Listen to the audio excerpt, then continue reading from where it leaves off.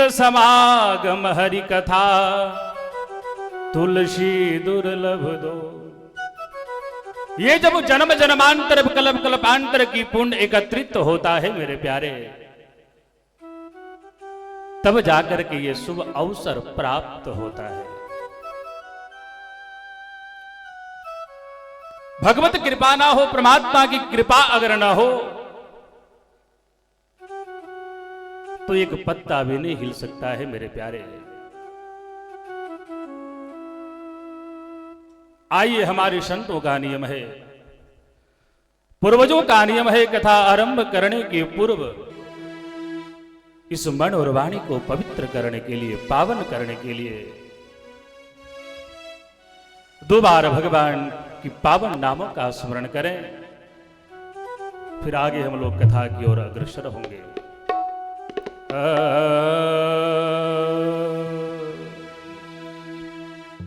कि बोल हरि हरि हरि बोल, केशव माधव गोविंद बोल।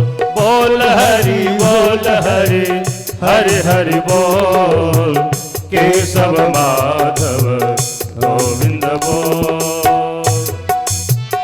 प्रेम से मीठी मीठी ताली बजाते हुए भगवान की पावन नामों का स्मरण करेंगे मेरे प्यारे। बोल हरि हरि हरि बोल, केशव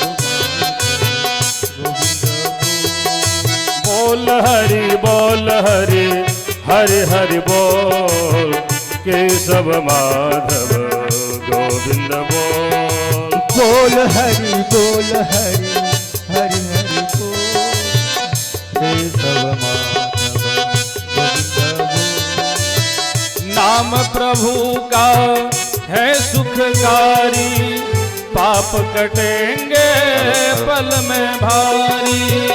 नाम प्रभु का है सुखकारी, पाप कटेंगे क्षण में भारी।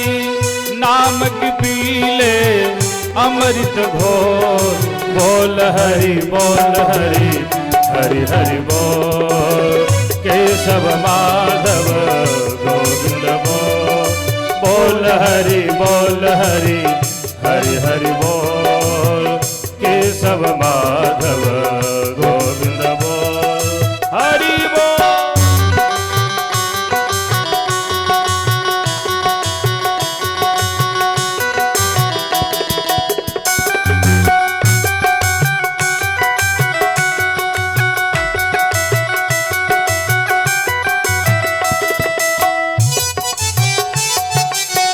जय जय।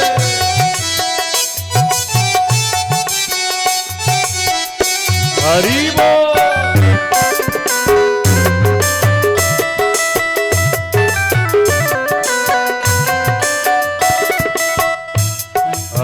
सबरी अहिल्या सदन कसाई, नाम जपन से मुक्ति पाई।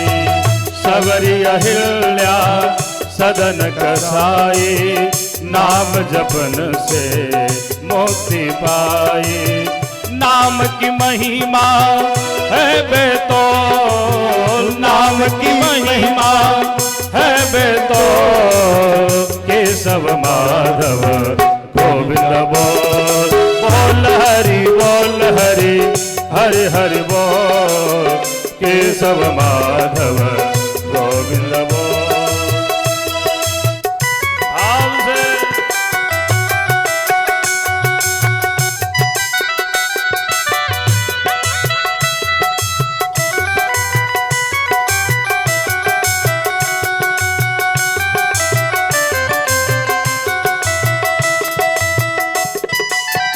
जय जय।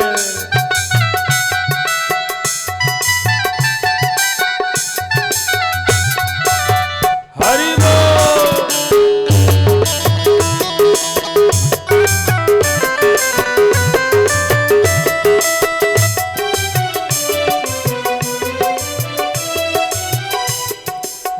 जो जो शरण पड़े प्रभु तेरे, जो जो शरण पड़े प्रभु तेरे, भवसागर से पार उतारे, भवसागर से पार उतारे। बंदे तेरा क्या लगता है, बंदे तेरा क्या लगता है मोल। बोल हरि बोल हरि, हरि हरि बोल, केशव माधव को गोविंद बोल। बोल हरि बोल हरि, हरि हरि बोल, केशव माधव गोविंद बोल। हरि बोल।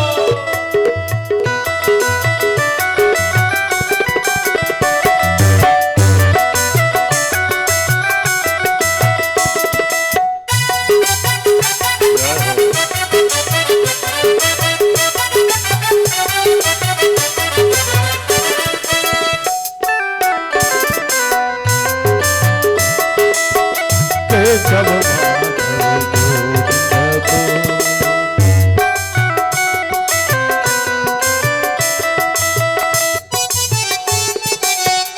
भाव से हरि बोल। केशव माधव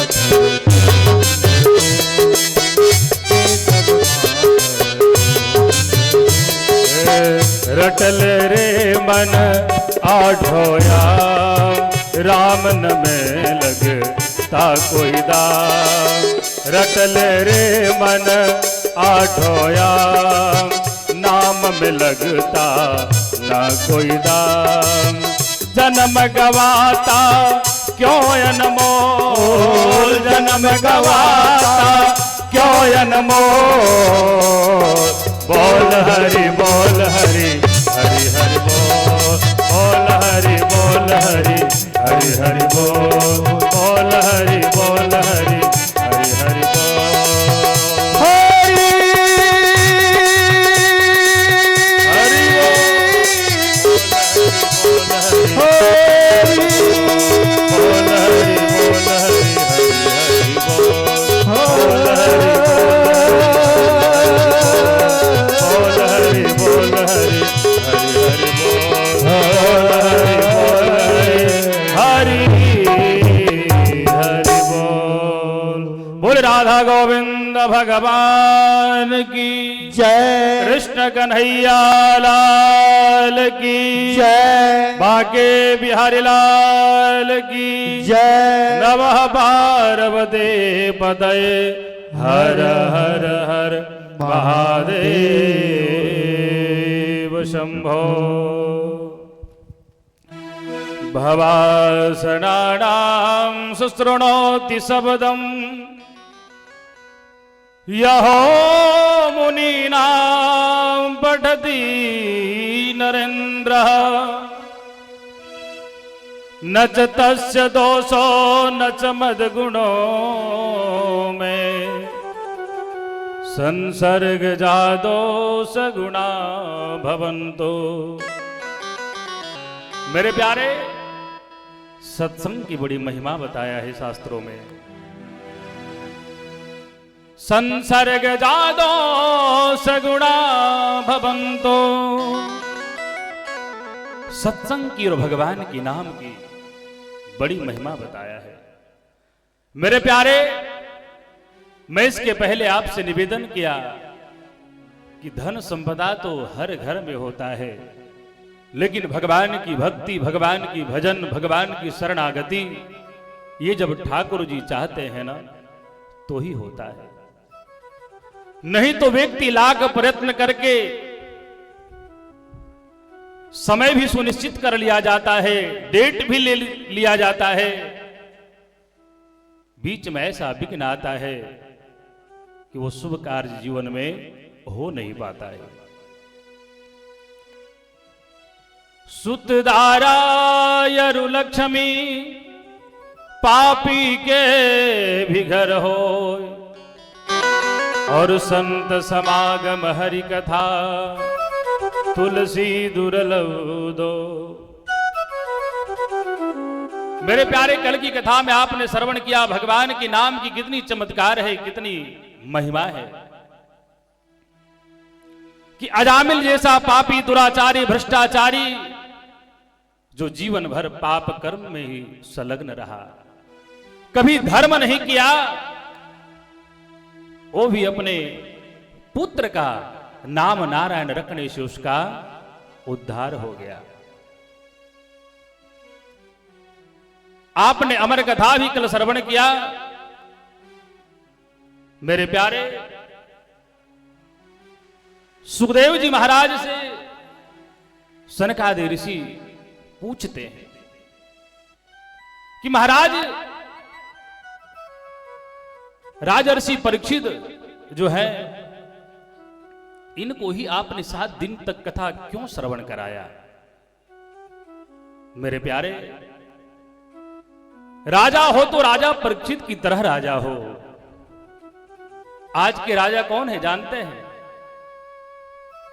2, 4, 10 तोले सोना पहनने से, गोल्ड पहनने से राजा नहीं होता है मेरे प्यारे। लग्जरी 2, 4, 10 गाड़ियां हो जाने से लोग राजा नहीं हो जाते। 10, 20 बंगला हो जाने से लोग राजा नहीं हो जाते। राजा कौन है? बाबा जी कहते हैं कि जासुराज रुचि प्रजा दुखारी, ते नृपय अवश्य नरक अधिकारी। बाबा जी कहते हैं कि ऐसे राजा का अधिकार है जिस राजा को राज्य में प्रजा दुखी हो। राजा कौन है? बोले राजा वो है जिसके राज्य में प्रजा दुखी न हो। आप लोग कथा के माध्यम से अनेकों बार श्रवण कर चुके होंगे। जैसे दशरथ जी महाराज शिकार खेलने गए थे, फलाने राजा शिकार खेलने के लिए गए थे। क्यों जाते थे? कभी इस पे आपने विचार किया कि राजा आकर शिकार खेलने के लिए क्यों जाते थे? प्रजा में किसी प्रकार की दिक्कत न हो। पहले मेरे प्यारे बहुत घना जंगल हुआ करता था। आज भी सोनपुर आते हैं ना तो बहुत दूर तक लगता है कि जंगल में ही चल रहे हैं, है ना? जंगल ही जंगल है। तो राजा लोग प्रजा की रक्षा के लिए धनुष बाण को लेकर के नगर के अगल बगल पहरा देते थे, घूमते थे। कोई शेर ना आ जाए, कोई भालू ना आ जाए और हमारे प्रजा को किसी प्रकार की कष्ट ना हो, मार ना दे। आज प्रजा को देखने के लिए राजर्षि परीक्षित जो है निकला है नगर में, देखने के लिए कि आखिर मेरा प्रजा कैसा है। भाई राजा वो थोड़े कि आपने वोट दे करके जिता दिया फिर श्री सीताराम। राजा का दायित्व बनता है प्रजा के सुख दुख में हमेशा साथ होना चाहिए। आज परीक्षित जी महाराज जब निकले प्रजा को देखने के लिए तो क्या देखते हैं? गौ माता और बछड़ा वापस में रोदन कर रहा है। दोनों, गौ माता भी रो रही है, बछड़ा भी रो रहा है।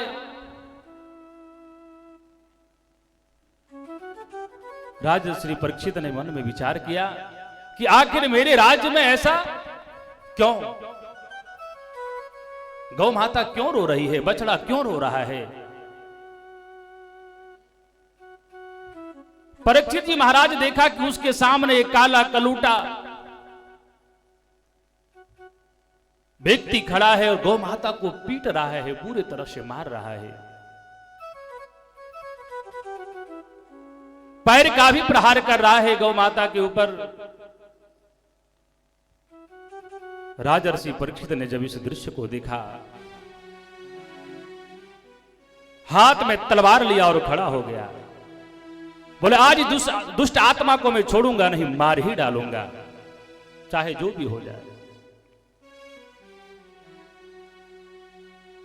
राजर्षि परीक्षित वहां पे जाता है मेरे प्यारे, और गौ माता से परीक्षित जी महाराज पूछते हैं कि हे वसुंधरे, हे मां, आखिर आप कौन हो? और ये जो बछड़ा है ये कौन है? और ये जो काले कलोटे तुम्हारे सामने खड़ा है, जो तुम्हें बुरी तरह से पीट रहा था, आखिर ये कौन है? गौ माता कुछ भी नहीं बोली, मौन धारण कर लेती है।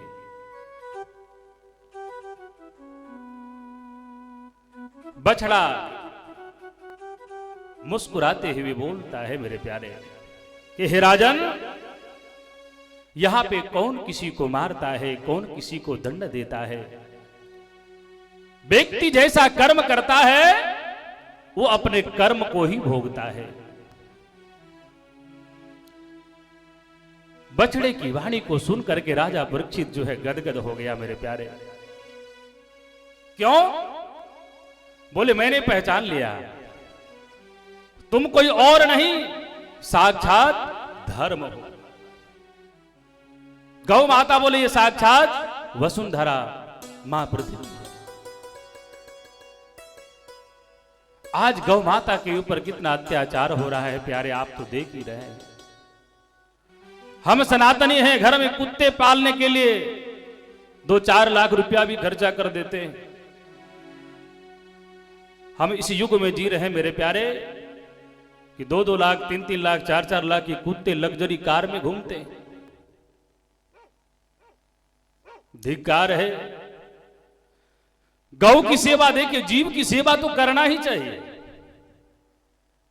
लेकिन घर में कुत्ते का एंट्री नहीं होना चाहिए। शास्त्र प्रमाण है मेरे प्यारे, जिस घर में कुत्ता का चरण पड़ जाता है, एक रोम गिर जाता है, उस घर से देव और पितृ दोनों विसर्जन हो जाते हैं। नहीं तो पूजा स्वीकार करते, न तो पाठ स्वीकार करते, न तो तर्पण स्वीकार करते हैं। आज देश विदेश कहां से कहां महंगे से महंगे कुत्ते लाके लोग घर में रखते हैं। मां बाप के लिए जगह नहीं है, कुत्ते के लिए व्यवस्थित जगह है, लग्जरी कार है। मां बाप के लिए जगह कहां पे है? वृद्धाश्रम। मेरे प्यारे, आज राजा परीक्षित ने देखा, बोले हे धर्म, इस पापी को मैं छोड़ूंगा नहीं जिन्होंने तुम्हें बुरी तरह से पीटा है। मेरे प्यारे, मैं निवेदन करना चाहूंगा, आज वो धर्म जो है ना, राजा परीक्षित के सामने बोलता है कि महाराज, कोई किसी को दुख नहीं देता, कोई किसी को सुख नहीं देता है। सत्य यही है, जीवन में ना कोई किसी को दुख देता है और ना किसी को कोई सुख देता है। आज उस धर्म, उस बछड़े से हमें ज्ञान लेना चाहिए मेरे प्यारे। उस जगह पे अगर हम होते, कोई और होता, तो एक दूसरे की हजारों बुराई कर डालते, क्योंकि राजा साहब खड़े हैं। लेकिन वो बछड़ा जो धर्म रूपी खड़ा है, वो बोलता है महाराज, कौन किसी को दुख देता है, कोई किसी को सुख नहीं देता है।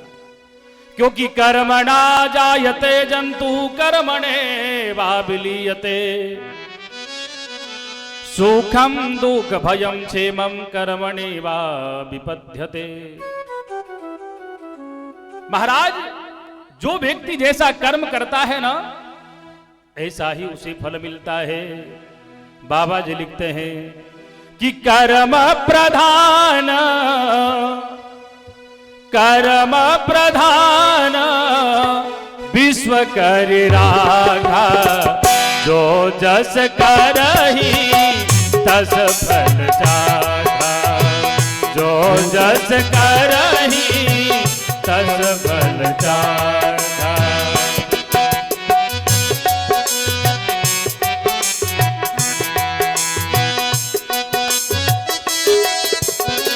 हरि बोल।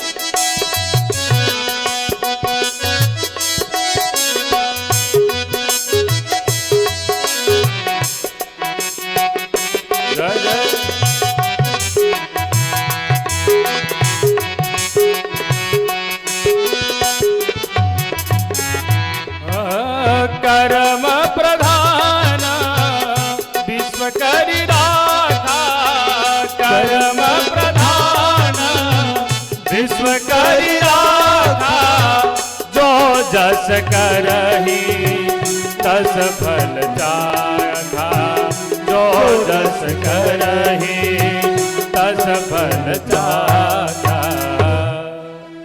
कर्म प्रधान विश्व करि राखा, चाखा, जो जस करही तो तस फल चाखा। मेरे प्यारे, व्यक्ति जैसा कर्म करता है ऐसा ही उसे फल मिलता है। आज हमें इस धर्म रूपी बछड़े से ज्ञान लेना चाहिए। क्या ज्ञान लेना चाहिए? आज हमें बुराई करने में बड़ा आनंद आता है, बड़ा आनंद आता है, लेकिन शास्त्र प्रमाण है मेरे प्यारे, नहीं किसी का बुराई सुनना चाहिए और नहीं तो किसी का बुराई करना चाहिए। क्योंकि हरिहर निंदा सुनहि जे काना, ओहि पाप गवघात समाना। निंदा करने वाला और निंदा सुनने वाला दोनों को गौ हत्या का पाप बताया गया है मेरे प्यारे। आज लोगों को बड़ा आनंद आता है निंदा सुनने में और निंदा करने में। दूसरी बात मैं ये भी निवेदन कर दूं आपसे, अगर आप किसी का निंदा सुनते हैं ना तो आपका किया हुआ पुण्य छिन्न हो जाता है, और निंदा करते हैं उसमें भी छिन्न हो जाता है। क्या करना चाहिए? नहीं तो निंदा करना चाहिए और नहीं तो निंदा सुनना चाहिए। क्योंकि हरिहर निंदा सुनहि जे काना, ओहि पाप गवघात समाना।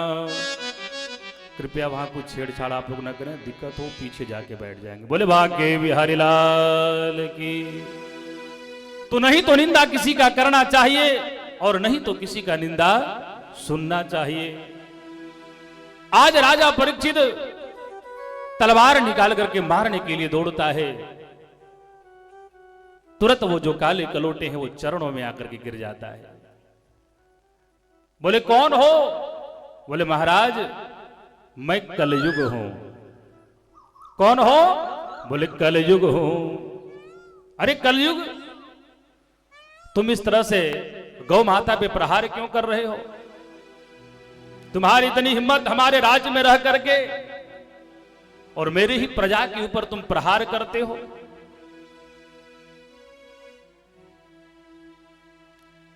मेरे प्यारे, क्षत्रिय धर्म वो होता है, अगर क्षत्रिय के चरण में आकर के कोई गिर जाए ना तो चाहे जितना बड़ा दुराचारी, पापाचारी, भ्रष्टाचारी हो, माफ कर देता है। आज जो ही परीक्षित के चरणों में कलयुग लेट जाता है, त्राहि माम त्राहि माम त्राहि माम। बोले महाराज लाख दुर्गुण हमारे अंदर में है, लेकिन एक बहुत बड़ा गुण है हमारे अंदर में। बोले क्या है? इस कलयुग की प्राणी जो है ना, कोई अच्छा काम करे ना तो बोले गुरुजी मैंने किया। किसने किया? मैंने किया। और कोई बुरा काम हो जाए तो बोले गुरुजी कलयुग है। मेरे प्यारे, ये कलयुग नहीं है, ये करयुग है। आप जैसा कर्म करोगे ना ऐसा ही फल मिलने वाला है। क्योंकि कलयुग जैसा जुग नहीं, जो नर करे विश्वास। और विश्वास ही नहीं है तो चाहे कलयुग रहे, चाहे सतयुग रहे, चाहे द्वापर रहे, आपको क्या मतलब?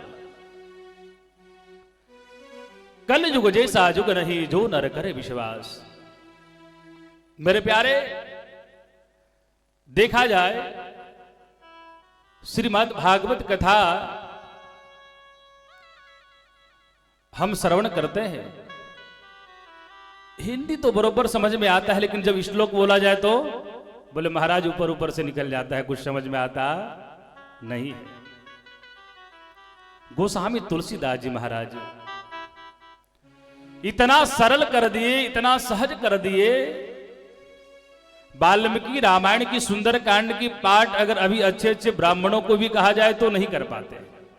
जो वेद का अध्ययन नहीं किया है, जो व्याकरण का अध्ययन नहीं किया है, गुरुकुल में रहा नहीं है, तो कहा गया बिना कॉलेज का नॉलेज होता नहीं है।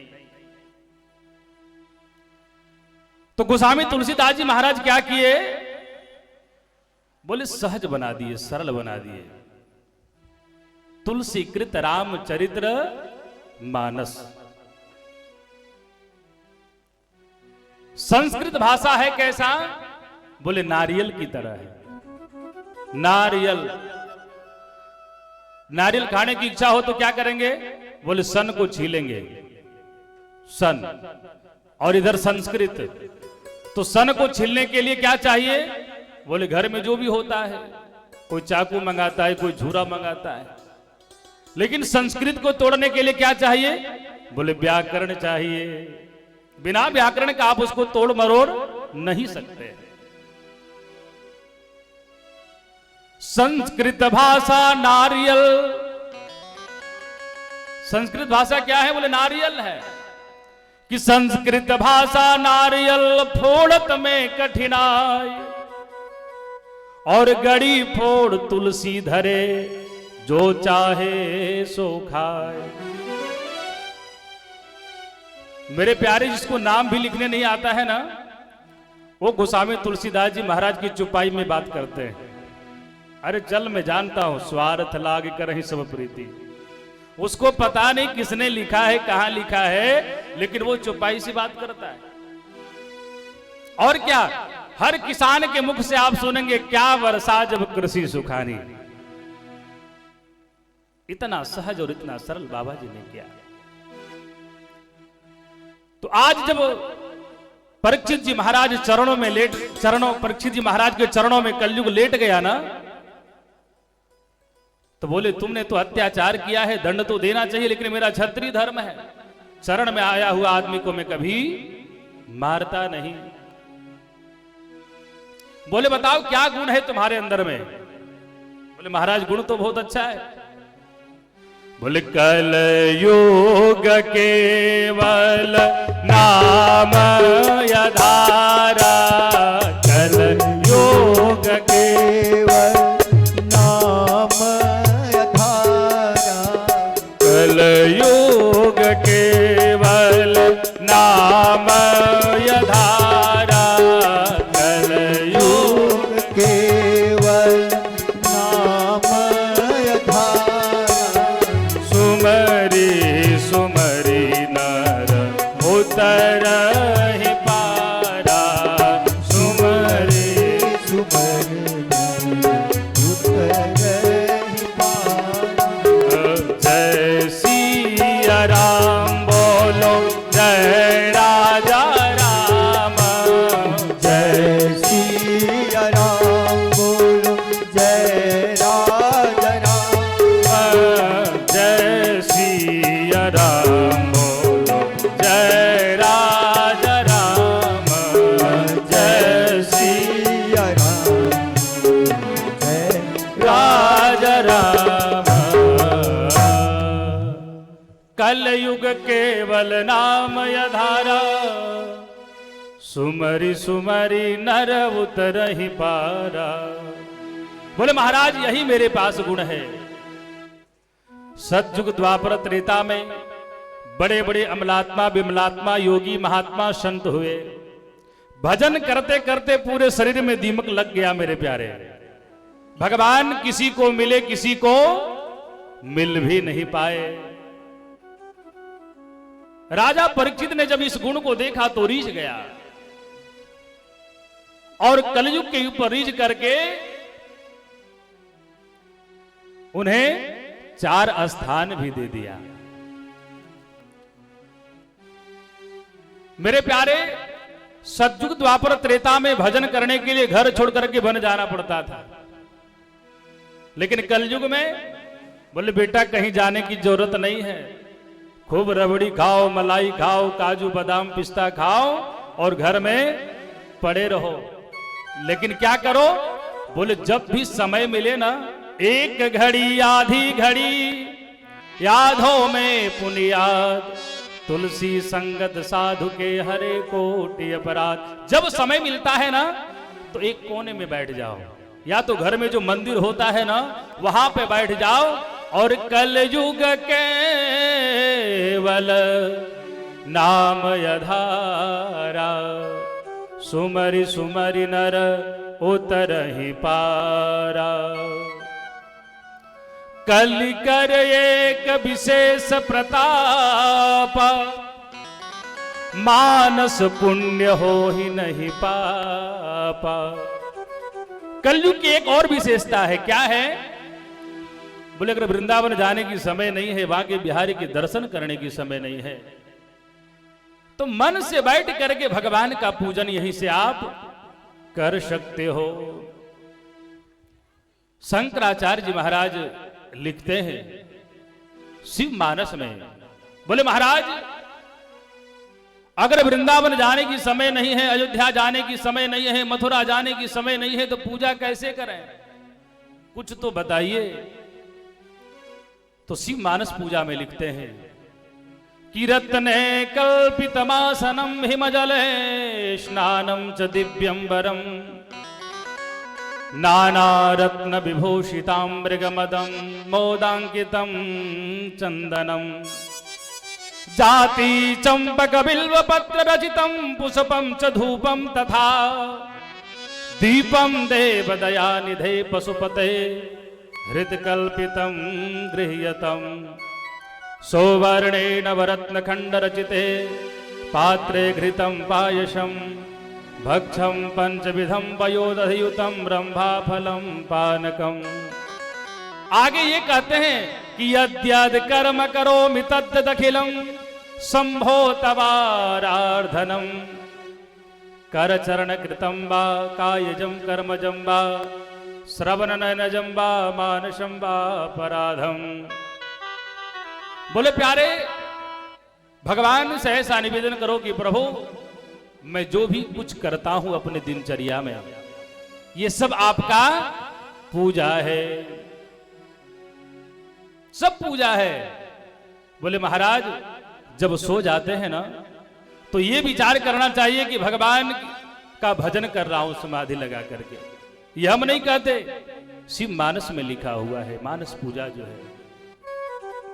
यद्यद् कर्म करोमि तत् दखिलम शंभो तवाराधनम। हे प्रभु जो भी हम सुबह से शाम तक करते हैं ना वो सब आपका आराधना है, पूजा है। मेरे प्यारे परीक्षित जी महाराज तो रिझे हुए थे कलयुग के गुण पे। बोले बहुत बढ़िया गुण है, कहीं जाने की जरूरत नहीं है, घर में बैठे माला सटकाओ और जीवन के मरण जन्म मरण की नैया से पार उतर जाओ। बहुत अच्छा गुण है। 4 स्थान कहां कहां पे दिया कलयुग का? बोले धूतम पानम स्त्रियम शूनम। सबसे पहले बोले जहां पे जुआ खेलता हो, बड़ा मजा आता है टाइम पास करने में। कब 4 घंटा 5 घंटा निकल जाता है महाराज पता चलता ही नहीं। और उसी व्यक्ति को लाके सत्संग में बैठा दिया जाए,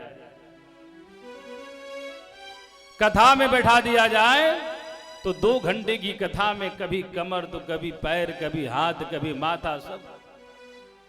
महाराज जल्दी आरती करो। सबसे पहला जुआ में। और जुए में लोग इतने मगन हो जाते हैं कि घर परिवार धन संपदा सब हार भी देते हैं, ऐसा भी सुनने को मिलता है, क्योंकि कलयुग की बात है। मेरे प्यारे वहां पे बैठने से कलयुग माथे पे सवार हो जाता है, फिर बुद्धि काम करने वाला नहीं है। कलिना धर्म मित्रेण धैर्यं बाधिता धुनः। बुद्धि नहीं काम करती। दूसरा बोले पानम। क्या पानम? भगवान का नाम मदिरा, है ना? क्या पीते हो मेरे प्यारे? मैं हाथ जोड़ करके सभी भाई बंधु से निवेदन करना चाहूंगा कि भैया इस जीवन जो मिला है ना, ये जीवन खाने पीने और सोने के लिए नहीं मिला है। सत्य कर्म करने के लिए मिला है मेरे प्यारे। और इस मानव जीवन की कुंजी से अगर आपने ताला को अगर कहीं नहीं खोल पाया ना, तो कभी जीवन में खुलने वाला नहीं है। 84 भ्रमण करते रहो। ये मनुष्य शरीर जो है ना, कुंजी है। अगर घर में आपको एंट्री करना हो, सबसे पहले क्या करना पड़ता है? घर का मेन दरवाजा खोलना पड़ता है। लेकिन लोग खोलते नहीं है, सीधा तोड़ने में जुड़ जाते हैं। भाई भजन करो, भजन करने के लिए शरीर मिला है। खाता तो एक पशु भी है, वो भी संतान को जन्म देता है। एक पक्षी भी खाता है, वो भी संतान को जन्म देता है। फिर उस पशु और इंसान में क्या अंतर है प्यारे? ये नरतन बड़े भाग्य से मिलता है, बड़े भाग्य से मिलता है मेरे प्यारे। आज लोग पीते हैं, कहा गया है कि जाम पे जाम पीने से क्या फायदा, कि जाम पे जाम पीने से क्या फायदा, सुबह पियो शाम को उतर जाएगा। अगर पीना है तो हरि नाम पी ले, तेरा जीवन संभल जाएगा। आई एक भाव है कि बिना पिए नशा हो जाता है। प्रेम से देखिए, ताली अगर नहीं बजाएंगे ना, ताली बजाने से होता क्या जानते हैं आप लोग? ताली बजाने से क्या होता है? बोले अगर किसी की हाथ की रेखा बिगड़ा हुआ हो, कथा में सत्संग में जब हम ताली बजाते हैं ना, तो बिगड़ा हुआ रेखा बन जाता है। और नहीं बजाते उसका क्या होता है? बोले बना हुआ रेखा भी गोविंदाय नमो नमः।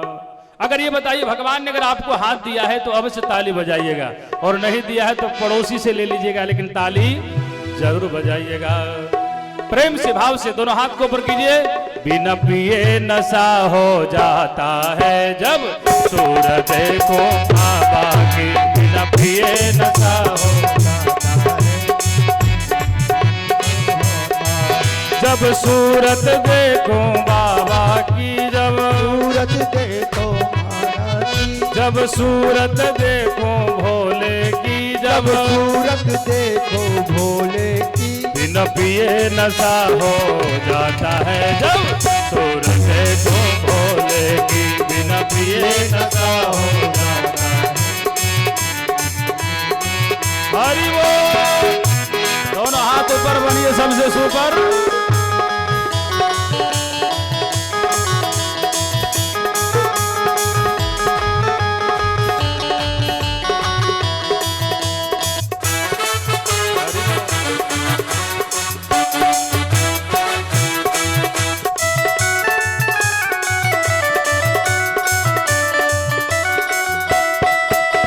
मस्तक पे चंदा विराज रहे, मस्तक पे चंदा विराज रहे, इनके मस्तक पे चंदा विराज रहे, इनके मस्तक पे चंदा विराज रहे। चंदा की चांदनी में खो जाओ जब सूरत को भोले की, चंदा की चांदनी में खो जाओ जब सूरत देखो भोले की।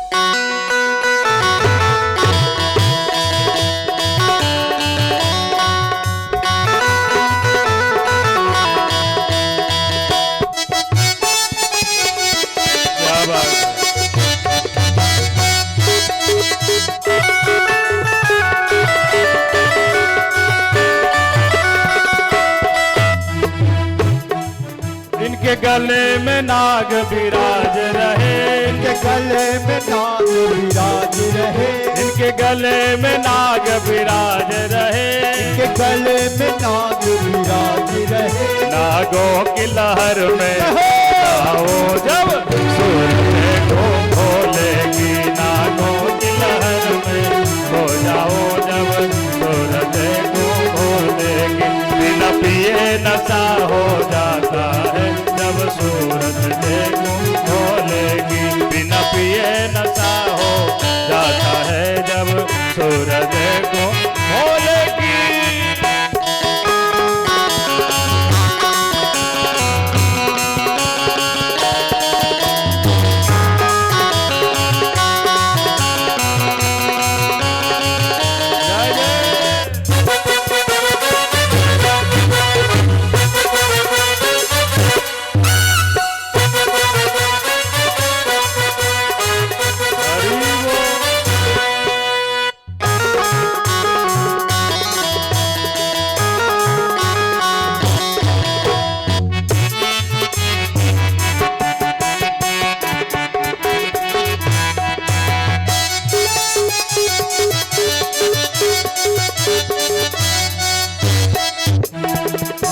इनके जटा में गंगा विराज रहे, जटा में गंगा विराज रहे, इनके जटा में गंगा विराज रहे, इनके जटा में गंगा विराज रहे। गंगा की लहर में खो जाओ जब सूरज को बोलेगी, गंगा की लहर में जब सूरज देखो भोले, जब सूरत देखो बाबा की, जब सूरत देखो बाबा की, जब मूरत देखो बाबा की, जब मूरत देखो बाबा की, बिना पिए नशा हो जाता है जब सूरत देखो भोले की, बिना पिए नशा हो जाता है जब सूरत देखो भोले की।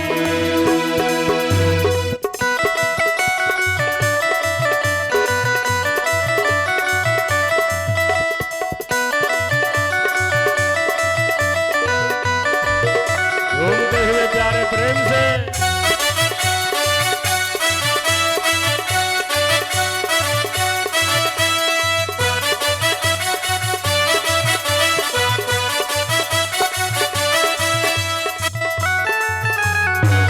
हरि बोल।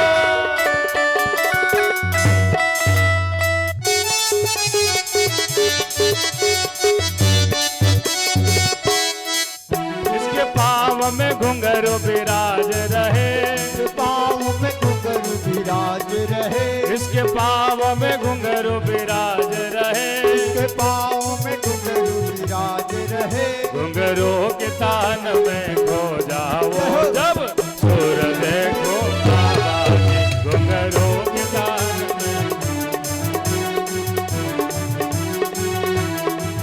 जब सूरत देखो बाबा की, जब जब सूरत देखो बाबा की, जब मूरत देखो बाबा की, जब मूरत देखो बाबा की, बिना पिए नशा हो जाता है जब सूरत देखो भोले की, बिना पिए नशा हो जाता है जब सूरत देखो बाबा की, बिना पिए नशा हो जाता है जब सूरत देखो भोले की, बिना पिए नशा हो जाता है जब सूरत देखो भोले की, बिना पिए नशा हो जाता है।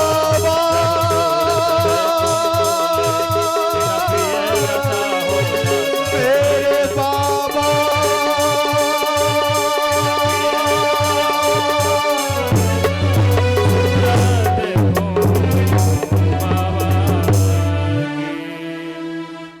बिना पिए नशा हो जाता है जब सूरत देखूं बाबा की। मेरे प्यारे, दूसरा स्थान मदिरा में लोग पीने के लिए टूट पड़ते हैं। ये बताइए, एक जगह सिर्फ उसका ही भंडारा कर दिया जाए और एक जगह सिर्फ अमृत का भंडारा कर दिया जाए, बताइए भीड़ कहां सबसे ज्यादा होगी? अमृत के पास है? हमको तो नहीं लगता है। मेरे प्यारे, बचना चाहिए। अच्छा ये बताइए, उसका उत्पत्ति कैसे है, कहां से होता है? लोग तो अच्छे अच्छे ज्ञान देते हैं, महाराज ये अनार से बनता है, ये मौसमी से बनता है, ये संतरे से बनता है। लेकिन किससे बनता है? बोले गांव में महुआ का वृक्ष बहुत होता है, आप लोग देखे होंगे, बताने की जरूरत नहीं है। सिटी वाले को बताना पड़ता है कि महुआ का पेड़ कैसा होता है, आम का कैसा होता है, कटहल का कैसा होता है।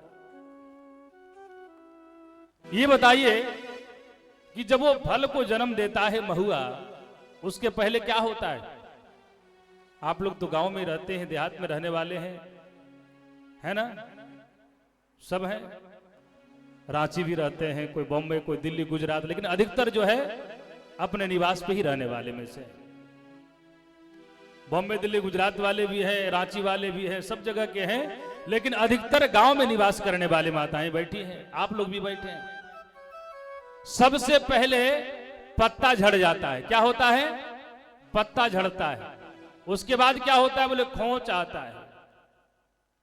तो जिन्होंने जन्म लेने से पहले अपने माता पिता को पतझड़ बना दिया,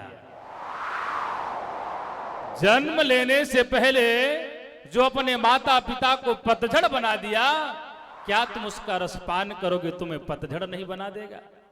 तुम नाली में गिरे नजर नहीं आओगे, तुम चौराहे में गिरे नजर नहीं आओगे? कभी विचार करो मेरे प्यारे।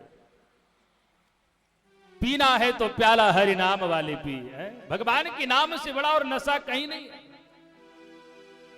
भजन करते रहिए, परमात्मा के चरणों में संलग्न हो जाइए मेरे प्यारे। अगर जीवन मरण की नैया को पार लगाना है तो। तीसरा स्थान बोले जहां पे वैश्यागमन होता हो। चौथा स्थान बोले जहां पे मार काट करता हो, बलि दिया जाता हो कसाई के यहां। अच्छा ये बताइए, अगर हमारे शरीर के अंदर में कहीं छोटा सा कांटा भी चुभ जाए कैसा लगता है? कभी विचार किया आपने इसके ऊपर? उस जीव को लेकर के काट देते हो, हैं? मेरे प्यारे, गांव देहात में ऐसी प्रथा है, देखता हूं बकरे को लोग बलि देते हैं। मेरे प्यारे, एक मां कभी अपने संतान को बलि मांग सकता है क्या? बताइए, कभी नहीं। लोगों ने क्या से क्या बना करके बकरे को बलि, न इसका बलि न उसका बलि। ये सब हिंसा को रोकने के लिए किया गया था। लोगों ने रोज इतना हिंसा करता था, इतना जीव को मारता था। जिस तरह से कुछ लोग रोज पीने वाले होते हैं, गुरुजी के पास जाते हैं, गुरुजी क्या करें, आदत लग गया है। गुरुजी कहते हैं बेटा ऐसा करो, धीरे धीरे छोड़ दो। क्या करें? बोले चलो संडे को ले लिया करना, थोड़ा सा धीरे धीरे छूट जाएगा। अब वो क्या करता है, पूरे सोनपुर में जाके प्रचार करता है। गुरुजी ने बोला कि संडे को लेने में कोई दोष नहीं है। अब गुरुजी ने तो बनाया कि बेटा रोज पीते हो, इससे अच्छा धीरे धीरे छूट जाएगा, चलो नहीं मन मानता है तो संडे को थोड़ा ले लिया कर। अब वो पूरा प्रचार कर दिया कि गुरुजी ने कहा है कि संडे को लेने में कोई दोष। इसी तरह से बलि प्रथा, इसको रोकने के लिए अब लोगों ने ऐसा बना दिया कि बिना बलि किए रहा ही नहीं जाता है। हम जब सोनपुर में आए ना सबसे पहली बार, तो श्रीमान सत्येंद्र बाबू और मुरारी जी हमको बताए कि गुरुजी यहां पे हम लोग जितने भी हैं सब वैष्णव हैं। मैं अंदर से इतना भाव विभोर हो गया कि वाह क्या बात है। मैंने कहीं यही भी सुना है कि लोग जब खा करके फेंक देता है तो कुत्ते भी मुंह नहीं लगाता है। और कोई ऐसा भी समाज है जहां पे न मिले तो डंडा लाठी सब चल जाता है। लेकिन यहां पे जब आकर के मैंने सुना, बोले भगवान की बड़ी कृपा है, और भगवान की कृपा ही है जो इतनी बड़ी यज्ञ आपने यहां पे संपन्न करवा पाया। 1 महीना रात दिन एक करके आप लोगों ने तन मन धन सब समर्पित भगवान ठाकुर जी को करके, और इतना बड़ा आयोजन आप लोगों ने यहां पे करवाया। मेरे प्यारे, जीवन में इन सभी चीजों से बचना चाहिए। किससे? जुआ से, मदिरा से, वैश्यागमन से, और किसी जीव को हिंसा करके खाने से। कलयुग महाराज राजा परीक्षित से बोले महाराज जैसा मेरा सकल सूरत था ऐसा जगह भी आपने दे दिया। अरे कोई बढ़िया जगह भी दिए होते। अगर एक गुण हमारे अंदर में अच्छा था कि कलयुग केवल नाम आधारा, सुमरि सुमरि नर उतर नहीं पारा, ये तो अच्छा गुण हमारे अंदर में है, तो महाराज एक जगह हमें कोई बढ़िया दे दीजिए। तब 5वां स्थान कहां पे दिए? स्वर्ण में, सोना में। अब सोने में कलयुग की वास है, कौन सी सोना में? बोले जो अन्याय पूर्वक अनीति पूर्वक कमाए हुए धन से सोना खरीदते हैं लोग, 10-20 करोड़ रुपया आया है तो चलो 1 लाख 2 लाख 5 लाख इसमें लगा दें, चाहे 2 करोड़ भी लगा दें, कुछ हल्का हो जाए, और जाके सोना खरीद लिया। तो बोले ऐसे स्वर्ण में कलयुग का वास होता है, और मेहनत से कमाया हुआ धन से अगर आप सोना लेते हैं तो उसमें लक्ष्मी नारायण की वास होता है। इसीलिए हम लोग जब यज्ञ में बैठते हैं, पूजा में बैठते हैं, तो यजमान जी को क्या पहनाते हैं? कुसा। कुसा पवित्री जो होता है। लेकिन अगर कोई यजमान सोना पहन के बैठता है तो हम लोग पवित्री नहीं पहनाते हैं। क्यों? क्योंकि सोना से पूरे शरीर ऐसे ही पवित्र है, तो कुसा पहना के हम क्या पवित्र करें? कुसा है क्या? कुसा वराह भगवान की रोमकूप है। आगे की कथा में हम निवेदन करेंगे आप लोगों से। जब हिरण्याक्ष पृथ्वी को हरण करके जल के अंदर लेके गया ना, भगवान पृथ्वी को जब लेकर के निकलते हैं और शरीर को जब वराह भगवान झाड़ते, तो जो रोमकूप गिरा ना, उसी से कुसा की उत्पत्ति हो गया। तो कुसा को सोने का उपाधि दिया गया है, स्वर्ण की तरह। आज हम लोग जितने भी कर्मकांडी ब्राह्मण हैं, जो ब्राह्मण वृत्ति करते हैं, वो साल में एक दिन कुशोत उपाटन अमावस्या जो होता है, उस अमावस को, उस कुसा को उखाड़ करके और पूरे साल तक यज्ञ अनुष्ठान में लेकर के लोग जाते हैं। हमेशा कुसा को निकालने का विधान भी नहीं है। अब कलयुग को सोना में वास मिल गया। होता क्या है मेरे प्यारे, कलयुग तो बुद्धि को भ्रष्ट कर ही देता है। आज राजा परीक्षित मुकुट को धारण करता है और जंगल की ओर निकल जाता है शिकार खेलने के लिए। जंगल निकलता है शिकार करने के लिए। चलते चलते शाम हो गया, प्यास सताने लगा। मन में ऐसा विचार आया कि अगर कोई मिल जाता, पानी पिला देता, बड़ा आनंद आ जाता। कुछ दूर में एक ऋषि का आश्रम दिखाई दिया, समिक ऋषि का, जो समाधि लगा करके बैठे हैं। राजा परीक्षित जाते हैं, आवाज लगाते हैं, महाराज जी। 2-4 बार आवाज लगाए, लेकिन जो समाधि में चले जाते हैं ना, फिर वो संसार का सुनते नहीं। अब सर पे मुकुट सवार है, कलयुग विराजमान है, बुद्धि काम नहीं कर रही है। परीक्षित को ऐसा लगा कि हमें देख करके ये नाटक कर रहे हैं। आंख बंद करके बैठ गए कि कोई आया है तो इसको पानी ना पिलाना पड़े, भोजन नाश्ता ना कराना पड़े।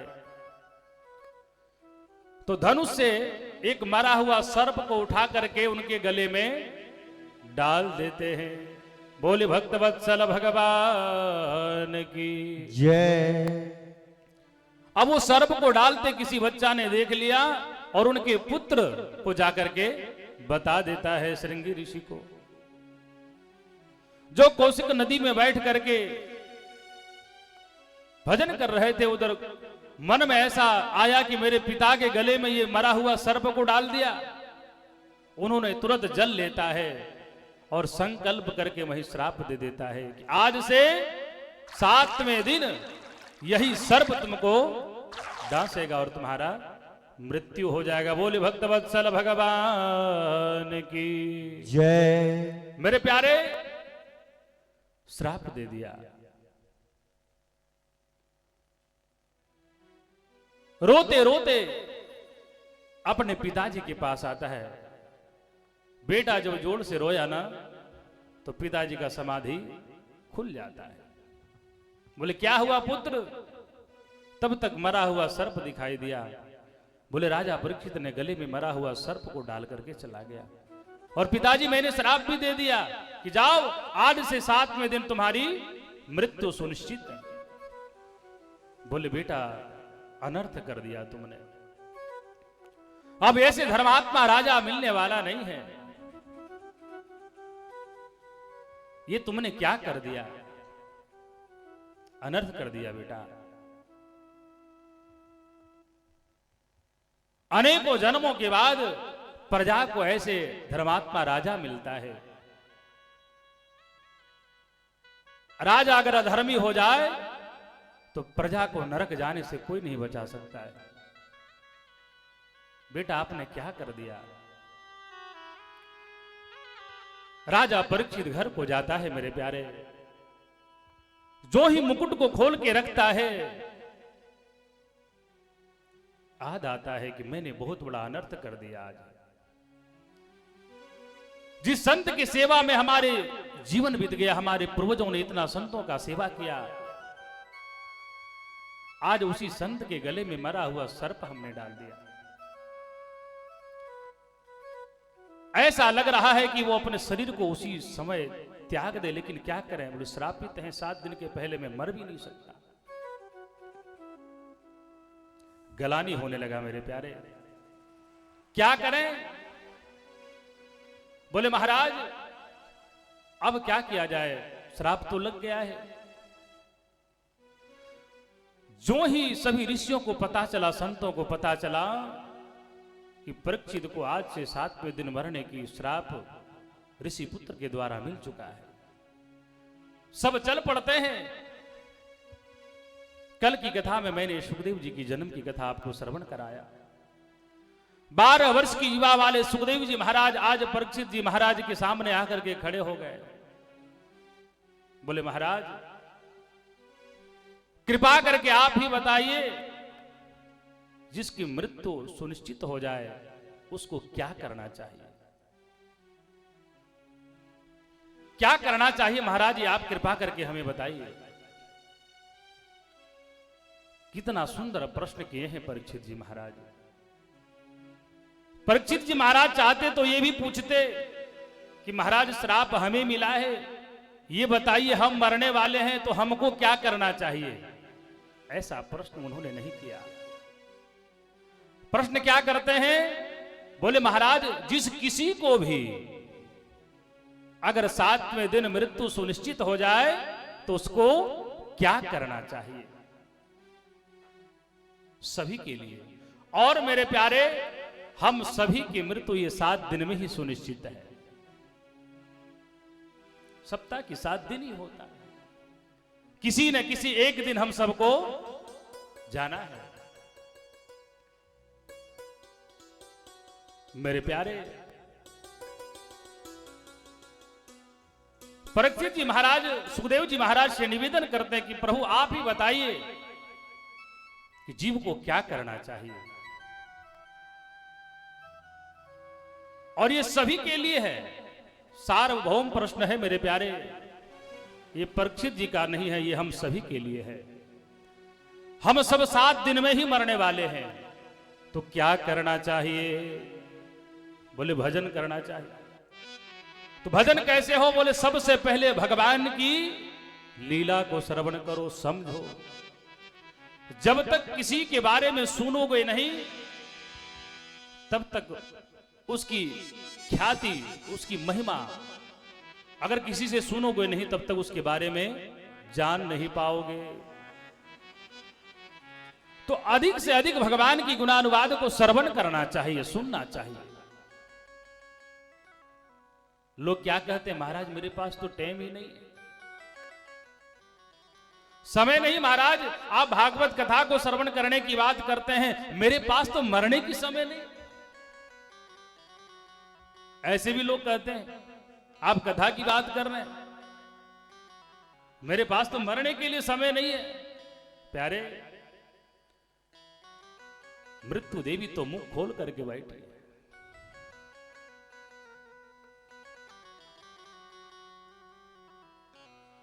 जितना हो सके भगवान की भजन करना चाहिए। भगवान की भजन कैसे करें, बोले सबसे पहले भजन करने के लिए आसन की पवित्रता होनी चाहिए, आसन की सिद्धि होनी चाहिए। अभी तो पूजा में अगर 1 घंटे भी बैठा दिया जाए, बोले महाराज जितना जल्दी हो सके। विवाह में करोड़ों रुपया लोग खर्च करते हैं, लेकिन जब जो पंडित जी विवाह कराने वाले होते हैं ना, 2-4 चमचे लोग लग जाते हैं। गुरुजी जितना जल्दी हो सके है? जितना जल्दी हो सके। 2-4-5 लाख बैंड पार्टी वाला लेके जा रहा है, 10-20 लाख का भोजन चकाचक चल रहा है। और जिस पंडित जी जीवन भर आपकी मंगल की कामना की, आपका पुत्र का मंगल का कामना किया, वो पंडित जी आज शादी कराने के लिए बैठे हैं। पंडित जी जितना जल्दी हो सके, ठीक है भाई, जल्दी जल्दी में पंडित जी करा दिए। बात आती है दक्षिणा की। किसकी बात आती है? दक्षिणा की। दक्षिणा लेने की बात जब आती है ना, उस समय भी 2-4 फूफा चाचा दादा सब, अरे पंडित जी इतना दक्षिणा थोड़ी होता है। बैंड पार्टी को कोई बोलने वाला नहीं है कि इतना क्यों लेके जा रहे हो, भोजन वाले को कोई बोलने वाला नहीं है। लेकिन जिस ब्राह्मण देवता ने आपके लिए जीवन भर मंगल की कामना किया, दक्षिणे की बारी आया, 10 लोग खड़े हो गए। अरे ये लोग लुटेरे लोग, न जाने क्या से क्या बोल देते हैं मेरे प्यारे। इस आप जिस धर्म में रहते हो ना, इसके बारे में जानो समझो। आज यही कारण है जो हमारे समाज में, हमारे गांव में, हमारे क्षेत्र में अच्छे ब्राह्मण नहीं मिलते, विद्वान नहीं मिलते। ये देन किसका है? ये देन आपका है और मेरा है, क्योंकि आपने विद्वानों को सम्मान नहीं किया। और जब विद्वान की सम्मान नहीं होता है ना, तो एक विद्वान अपने बच्चे को संस्कृत पढ़ाने से इनकार कर देता है। बोले महाराज मैं तो जैसा भी हो चला रहा हूं, लेकिन हमारे बच्चे क्या करेंगे? कभी आपने विचार किया कि जिस पंडित जी आपके घर में कर्मकांड कराने के लिए आते हैं, भजन कराने के लिए, पूजा कराने के लिए, सत्यनारायण भगवान की कथा करने के लिए, उसका भी तो घर और परिवार है। आपके बच्चे जहां पे पढ़ते हैं, पंडित जी की भी बच्चे वहीं पढ़ते हैं। महीने की 1,50,000 आपका खर्चा है, तो पंडित जी को भी तो 1,50,000 महीने की खर्चा है। 10 साल गुरु सानिध्य में रह करके विद्या अध्ययन करता है, तब जाकर के आपके घर में कर्मकांड करने के लिए आता है। 1-2 दिन में होता नहीं है मेरे प्यारे। आज मैं जो भी कुछ बोल रहा हूं, चाहे कोई पंडित जी बोलते हैं, कोई व्यास बोलते हैं, कोई मेमोरी थोड़ी लगा रहता है। बिना अध्ययन का आखिर कैसे बोलेगा? मूली खाओगे तो गाजर का ढिकार थोड़ी आएगा, तो मूली का ही आएगा। तो जिस पंडित जी ने कर्मकांड करवाया और कहीं 11,000 21,000 विवाह में मांग देते हैं, तो पंडित जी लुटेरे नजर आने लगते हैं। अरे ये सब ऐसे ही है। फिर पंडित जी क्या करते हैं? बोले छोड़ देते हैं और व्यापार डाल देते हैं। जा भैया, तो अब आपन कार्य समारोह यहाँ पे 3 लोग हाँकते का पे। अब होता क्या है? बोले ब्राह्मण तो कोई अच्छे हैं नहीं। बात आती है किसी विषय वस्तु की जानकारी के लिए हम पंडित जी के पास जाते हैं। अब बेचारे क्या करें, गांव के पंडित जी हैं, उसको भी जीविका चलाना है, तो कुछ न कुछ तो बताना पड़ता है। मेरी कहने की तात्पर्य यही है मेरे प्यारे कि विद्वानों को सम्मान कीजिए। सनातन धर्म को अगर बचाना है तो सबसे पहले गौ ब्राह्मण, माता पिता, संत ऋषि, इनको बचाना बहुत जरूरी है। सभी लोग इसी पे टारगेट करते हैं और कहीं नहीं, लेकिन इन सभी पे टारगेट होता है।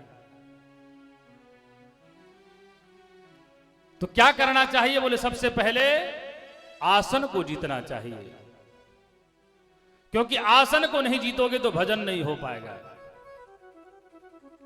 और भजन नहीं होगा तो भगवान से कनेक्शन आपका जुड़ने वाला नहीं है। मेरे प्यारे,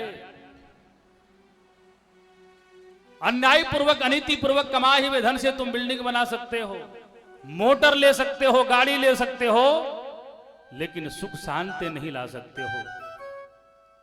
किसी कवि ने कहा है कि आप अनीति पूर्वक अन्याय पूर्वक कमाए हुए धन से बिल्डिंग बना सकते हो, लेकिन सुख शांति नहीं ला सकते हो। क्या करें इसके लिए?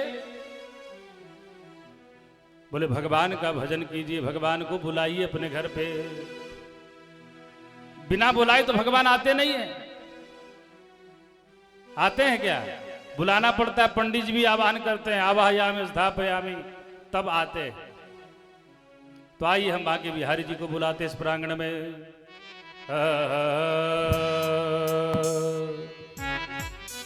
कि मेरे झोपड़ी में एक बार आजा रे मेरा सेठ सांवरा। भाव से मेरे झोपड़ी में एक बार आजा रे मेरा सेठ सांवरा। मेरे झोपड़ी में एक बार आजा रे मेरा सेठ सांवरा।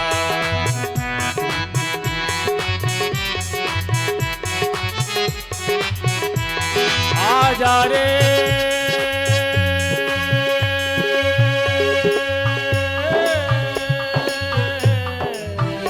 मेरे झोपड़ी में एक बार आजा रे मेरा सेठ सांवरा। मेरे झोपड़ी में एक बार आजा रे मेरा सेठ सांवरा।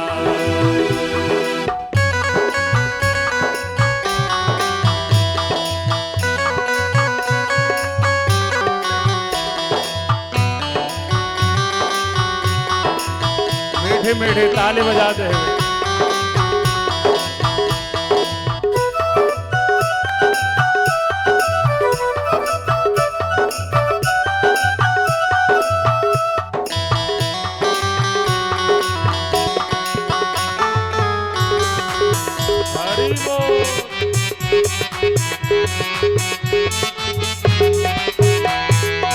और भगवान से क्या कहना चाहिए कि हे प्रभु, ये जो भी है ना, ये सब आपका है, मेरा कुछ भी नहीं है। सरकार आप आइए और इस घर को पावन कीजिए। तेरे कारण कान्हा महल बनाया, तेरे कारण कान्हा महल बनाया, महल बनाया कान्हा महल बनाया, महल बनाया कान्हा महल बनाया, महल बनाया कान्हा महल बनाया, महल बनाया कान्हा महल बनाया। तू तो देख वे को एक बार आजा रे मेरा सेठ सांवरा। तू तो देख वे को एक बार आजा रे मेरा सेठ सांवरा।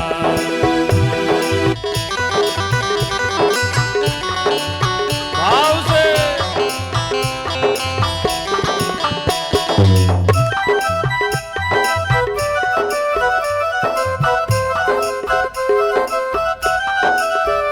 जय जय।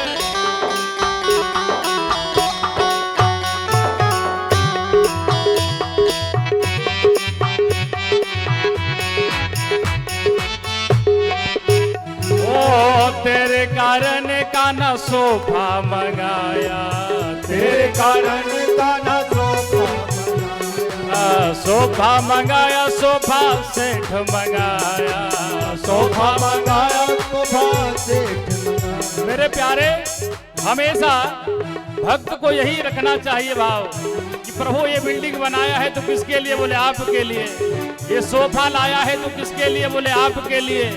क्योंकि हम लोग बोल चाल की भाषा में बोलते हैं ना कि घर एक मंदिर है, और घर एक मंदिर है तो मंदिर में रहने वाला कौन है? बोले पुजारी है। पुजारी के ऊपर में कभी किसी प्रकार की आँच आता है क्या? कभी नहीं आता है ना। तेरे कारण कान्हा सोफा मंगाया, तेरे कारण कान्हा सोफा मंगाया, सोफा मंगाया, सोफा सेठ मंगाया, सोफा मंगाया सोफा सेठ मंगाया। तू तो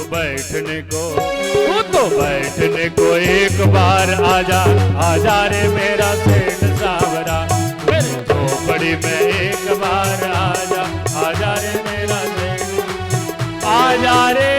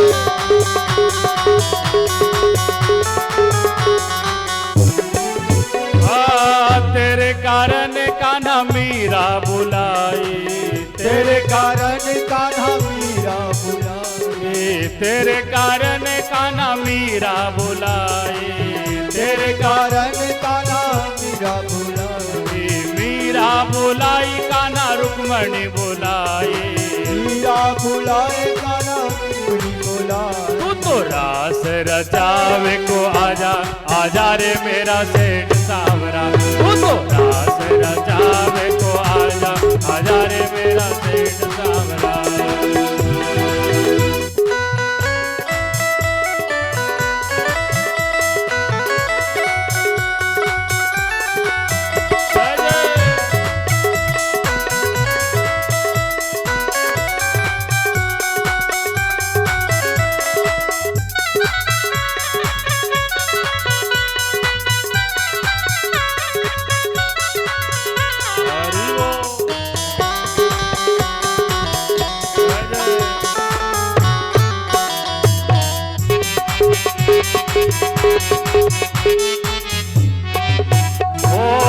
तेरे कारण कान्हा झूला लगाया, तेरे कारण कान्हा झूला मंगाया, झूला मंगाया कान्हा झूला मंगाया, झूला मंगाया कान्हा झूला मंगाया। तू तो झूलने को, तू तो झूलने को एक बार आजा, आजा रे मेरा सेठ सांवरा, तू तो झूलने को एक बार आजा, आजा रे मेरा सेठ सांवरा।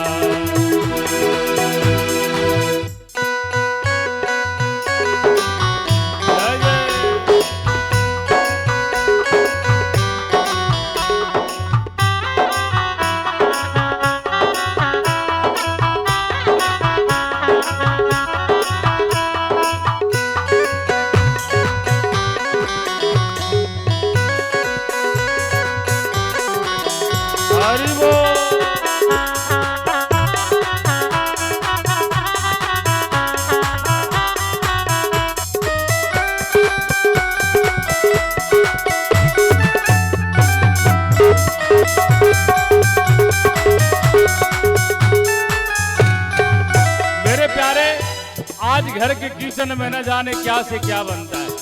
अगर घर एक मंदिर है तो किचन में क्या बनना चाहिए? बोले ठाकुर जी की भोग बनना चाहिए। सही है ना माताएं? किचन में क्या बनना चाहिए? बोले जो ठाकुर जी को स्वीकार है वही बनना चाहिए, और जो हमारे गोविंद को नहीं भाता वो बनना चाहिए क्या? नहीं बनना चाहिए, कभी नहीं बनना चाहिए ना।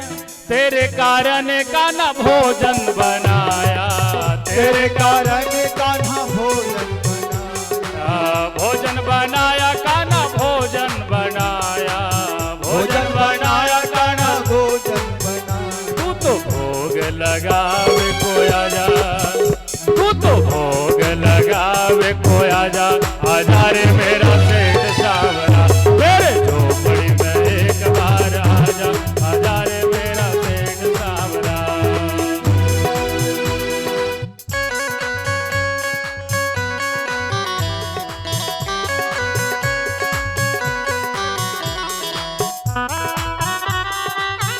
भाव से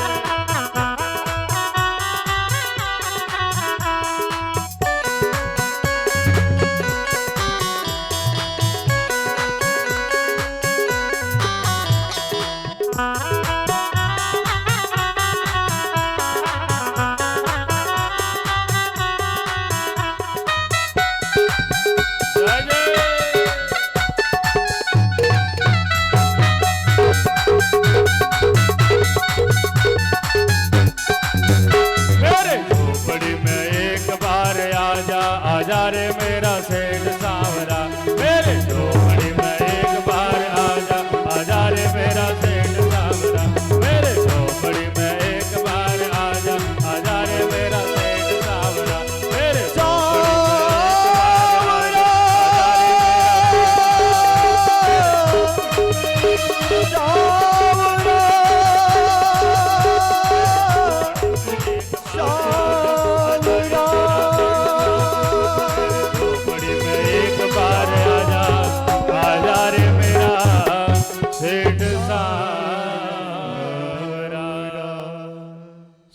मेरे साथ में बोलिएगा कि मेरे झोपड़ी में एक बार आ जा।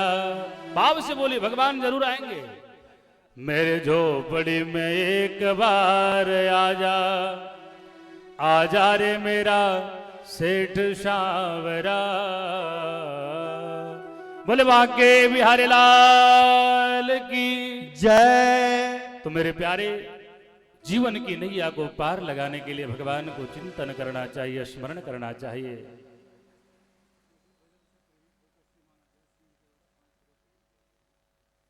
श्रीमान अजय बाबूजी के द्वारा, अजय सिंह जी के द्वारा भगवान के चरणों में 501 रुपया का भेंट आया है।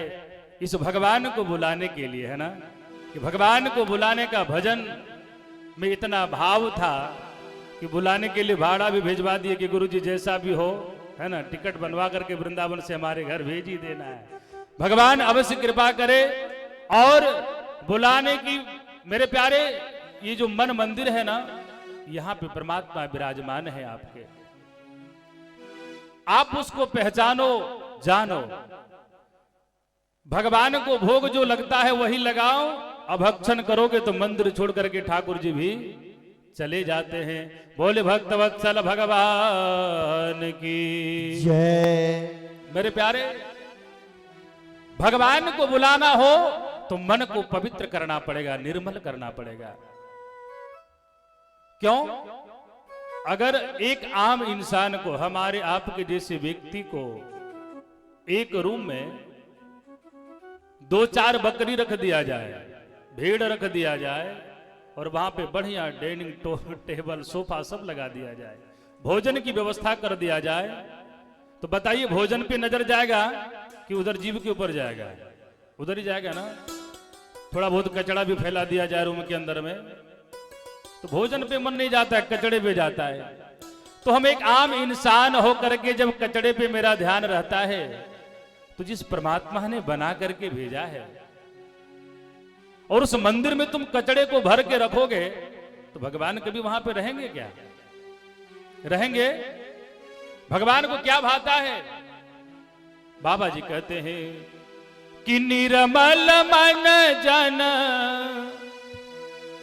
कि निर्मल मन जन सो मोहि पावा, मोहि कपट छल क्षेत्र न भावा, मोहि कपट छल क्षेत्र न भावा।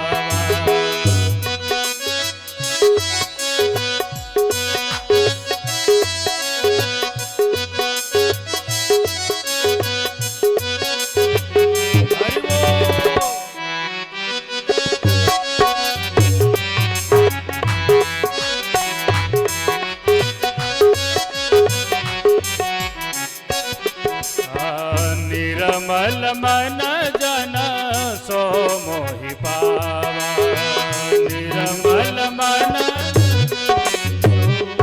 पावा, मोहि कपट छल छिद्र न भावा, मोहि कपट छल छिद्र न भावा। भगवान कहते कि प्यारे तुम जैसे हो ना, उसी तरह मेरे पास चलाओ। बनने की जरूरत नहीं है। कुछ लोग बनने की भी प्रयास करते हैं। भगवान क्या स्वीकार करते हैं जानते हैं? ये सोना चांदी रुपया पैसा कुछ भी स्वीकार नहीं करते मेरे प्यारे, आपके भाव को स्वीकार करते हैं कि आपके अंदर की भावना जो है वो कितना सरल है, सहज है। भगवान लड्डू पेड़ा मिठाई कुछ भी नहीं खाते हैं, आपकी भाव को ही स्वीकार करते हैं। लेकिन अभी होता क्या है, बोले थोड़ा सा कुछ पद मिल गया तो लोग अभिमान में आ जाते हैं, अहंकार में आ जाते हैं। आते हैं कि नहीं? यहम तो आ ही जाता है, पद की हम, धन की हम, ये तो आगे सवारी हो जाता है मेरे प्यारे। आज ऐसा ही हुआ। किनके साथ में जानते हैं? बोले ब्रह्मा के पुत्र जो है प्रजापति दक्ष है। कौन है? और जो ही दक्ष का उपाधि मिला, उन्होंने बहुत बड़ा सभा का आयोजन करता है। सभा का आयोजन करता है, और सभा का जब आयोजन किया तो सभी को बुलाए। जितने भी देवी देवता थे सबको बुलाए। ब्रह्मा विष्णु महेश सबको आता है। तो जो सभा के सभापति होते हैं ना, उसको ऐसा लगता है कि जितने लोग आए हैं सब कोई मेरा जय जयकार करे, प्रणाम करे, दंडवत प्रणाम लगा दे तो ज्यादा बढ़ेगा। सब कोई जय जयकार कर रहा है, लेकिन उस सभा के बीच में देवादिदेव भूत भावन भोले भंडारी भगवान शंकर, जो उनके कौन है, प्रजापति दक्ष के कौन है, दामाद। सब कोई प्रणाम किया, लेकिन भोलेनाथ प्रणाम तो किए लेकिन मन ही मन कर लिया। अब दक्ष प्रजापति को पद का अभिमान है, सभा के बीच में उल्टा सीधा बोलना चालू कर दिए कि प्रेतावासेषु घोरेषु प्रेतिर्भूत गणैर्वृतः। बोले महाराज, ये भूत प्रेत के साथ में रहने वाला ये शंकर, ये क्या शिष्टाचार जाने। अरे इधर उधर क्या देख रहे हो, देखो ना ये शंकर को, जो हमेशा भूत प्रेत के साथ में रहता है। हमसे बहुत बड़ा गलती हो गया जो मैंने बिटिया को इनके विवाह करवा दिया, सती का विवाह करवा दिया इनसे। बोले महाराज, ये सब पहले नजर नहीं आता था क्या विवाह के पहले? ये सारे दुर्गुण अभी दिख रहे हैं, जब विवाह शादी हो गया तब। ये सब तो पहले दिखना चाहिए। संबंध करने के पहले सब चीज देखा जाता है कि नहीं? देखा जाता है ना, तो पहले देख लेना चाहिए। लेकिन आज की संबंध कैसे है जानते हैं? जहां पे ये बढ़िया मिल जाए वही संबंध लोग कर लेते हैं। समधि का मतलब होता क्या है? जिसकी बुद्धि सम हो, विचार सम हो, वही तो समधि है मेरे प्यारे। धन में जाकर के करोगे ना तो ज्यादा दिन चलता नहीं है। आज प्रजापति दक्ष भगवान देवादिदेव भूत भावन भोले भंडारी भगवान शंकर को न जाने कितने कटुवाक्य, भूत प्रेत के साथ में रहने वाला ये क्या शिष्टाचार जाने। आखिर इस सभा में इसको बुलाया, नहीं बुलाते वही अच्छा रहता। क्या करें? अब वहां पे जो है मामला बिगड़ने लगता है। उल्टा सीधा जब बोलना प्रारंभ कर दिए तो नंदी जी से नहीं रहा गया। बोले, हे प्रजापति दक्ष, जब से सभा में आए हो बकरे की तरह बक बक बक बक कर रहे हो। जाओ, भगवान शंकर के जितने भी गण हैं हम भी तुम्हें श्राप देते हैं कि तुम्हें बकरे का सिर लग जाए। बोले भक्त वत्सल भगवान की जय। भोलेनाथ समझ गए कि यहां तो स्वागत समारोह हो रहा था, लेकिन अब साप समारोह चालू हो गया। एक दूसरे को श्राप देने लगे। बोले यहां से निकल लेने से ही फायदा है। अपने चेले चपाटी को लेते हैं और निकल जाते हैं। प्रजापति दक्ष उसी समय संकल्प लेता है कि आज के बाद कोई भी यज्ञ अनुष्ठान में इनको बुलाना नहीं है। ये मेरे यश को धूमिल कर दिया, मेरे प्रतिष्ठा को इन्होंने हनन कर दिया। मेरे प्यारे, समय बीतता है और कनखल में बहुत बड़ा यज्ञ करते हैं। प्रजापति दक्ष सभी देवी देवता को बुलाते हैं मेरे प्यारे, लेकिन देवादिदेव भूत भावन भोले भंडारी भगवान शंकर को कोई निमंत्रण नहीं। ये त्रिदेव जो है ना, ब्रह्मा विष्णु महेश, बोले इनको रहने दो। सबको बुला लिए। अब आज गांव समाज में ऐसा देखा जाता है कि घर के अगल बगल कहीं निमंत्रण कहीं से मिल जाए और बीच वाले कहीं छूट जाए, चाहे कोई टेंशन हो जाए, तो लोग वहीं जाके कार चमकाते हैं, मैं फलाना बाबू के यहां जा रहा हूं, देखो ना तेरे को निमंत्रण भी नहीं मिला। आने जलता हुआ अग्नि में घी डालने में लोगों को बड़ा आनंद आता है। भाई देवता लोग इसमें पीछे क्यों रहे? देवता लोग इसमें पीछे क्यों रहे? सब देवता लोग का विमान जा रहा है किधर से? कैलाश पर्वत की ओर से गड़गड़ाते हुए सब विमान उधर से ही निकल रहा है। आज मैया सती मन में विचार कर रही है क्योंकि कुंभ का कोई पर्व तो है नहीं, कुंभ तो अभी लगा नहीं है। आखिर ये देवता सबका विमान किधर जा रहा है, कहां जा रहा है?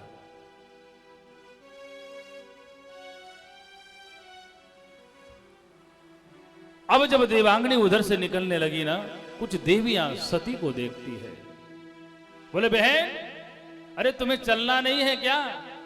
बोले कहां पे? बोले आपके पिताजी के द्वारा इतनी बड़ी यज्ञ, तुम घर में बैठी है।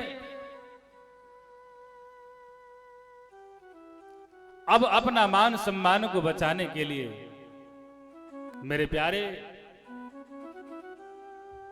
बेटी सब कुछ बर्दाश्त कर सकती है, मायके की अपमान कभी बर्दाश्त नहीं कर सकती है। आज कोई निमंत्रण नहीं है, उसके बाद भी सती क्या बोल रही हैं? बोले शायद डाकिया वगैरह आने में थोड़ा मिस्टेक हो गया हो, पिताजी तो जरूर भेजे होंगे लेकिन नहीं पहुंच पाए, रुक गया होगा।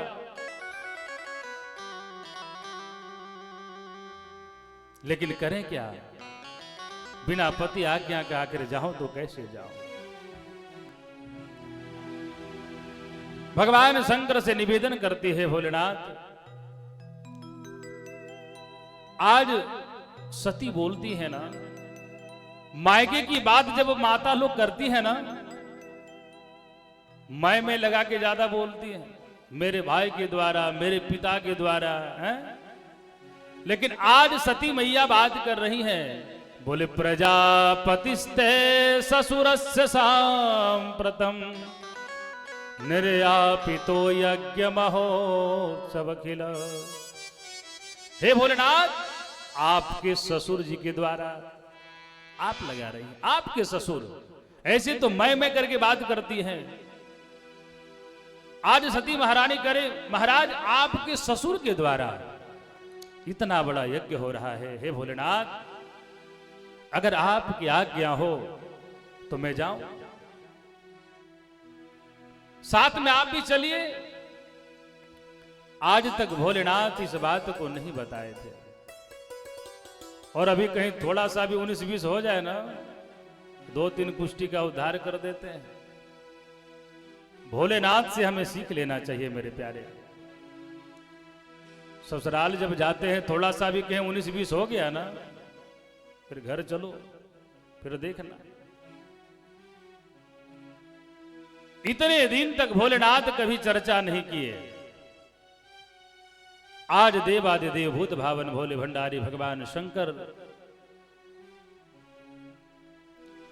बोले, देवी जब आपके पिता को दक्ष की उपाधि दिया गया ना, उस सभा में हम गए थे। अपमान करने का कोई मेरा ध्येय थोड़ा सा भी नहीं था, कोई मनसा नहीं था, लेकिन पद अभिमान होकर के उन्होंने अपने आप को अपमानित महसूस किया, और उस सभा के बीच में न जाने कितने कटुवाक्य बोले, यहां तक कि उन्होंने संकल्प भी ले लिया कि आज के बाद शंकर को कोई यज्ञ अनुष्ठान में नहीं बुलाएंगे। आज तक आपके पिताजी भूले नहीं, इसीलिए हमें निमंत्रण नहीं दिया देवी। आवत ही हर से नहीं, नयनन नहीं स्नेह, तुलसी तहां न जाइए चाहे कंचन वर्षे नेह। देवी, शास्त्र में ऐसा कहा गया है, पिता के घर क्यों ना हो, बिना बुलाए नहीं जाना चाहिए।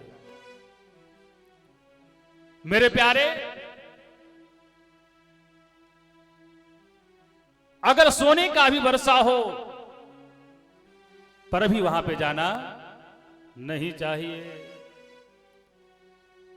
और जहां पे विशेष रूप से आपको अपमानित करने के लिए ही यज्ञ किया गया हो, अनुष्ठान किया गया हो, कोई समारोह किया गया हो, वहां तो भूल के भी नहीं जाना चाहिए।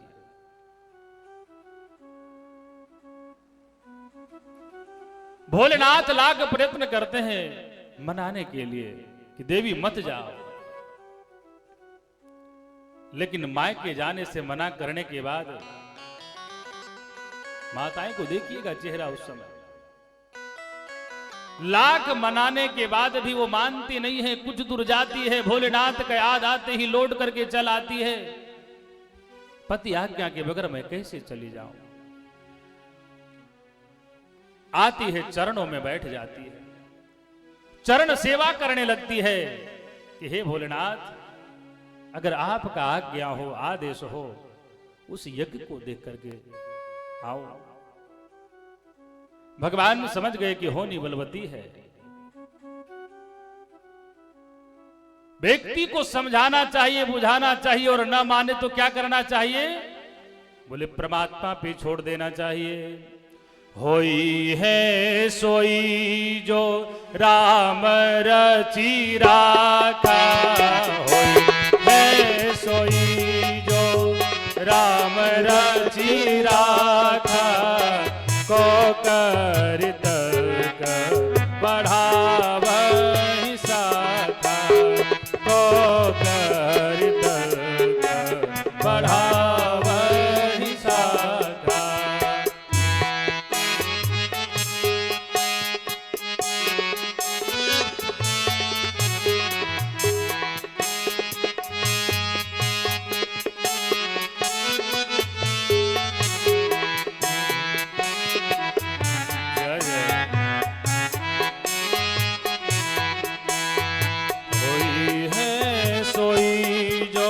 राम रचि राखा, होई राम रचि राखा, को कर तर्क बढ़ावहि साखा, को बढ़ावहि साखा। जय सिया राम, बोलो जय राजा राम, जय सिया राम, जय राजा राम, जय सिया राम, बोलो जय राजा राम, जय सिया राम, बोलो जय राजा राम। बोले होई है सोई जो राम रचि राखा, कौ करि तर्क बढ़ावहि साखा। देवादिदेव भूत भावन भोले भंडारी भगवान शंकर मन में विचार करते कि जो परमात्मा की इच्छा होगा वही होगा, होनी बलवती है। बोले देवी जाना तो उचित नहीं है, क्या करें? बोले जितने भी भगवान शंकर के गण हैं सबको साथ में बोले जाओ, सम्मान पूर्वक मैया को पहुंचा करके चले आओ।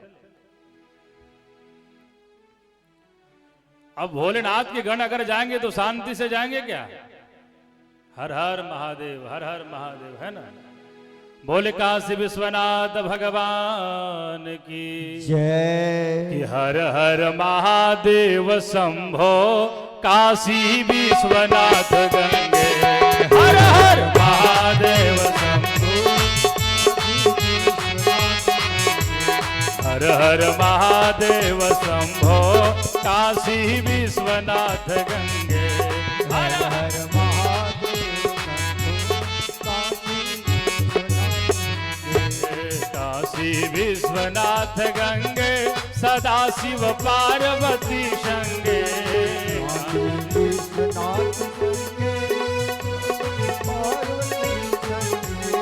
हर हर महादेव शंभो काशी विश्वनाथ गंगे,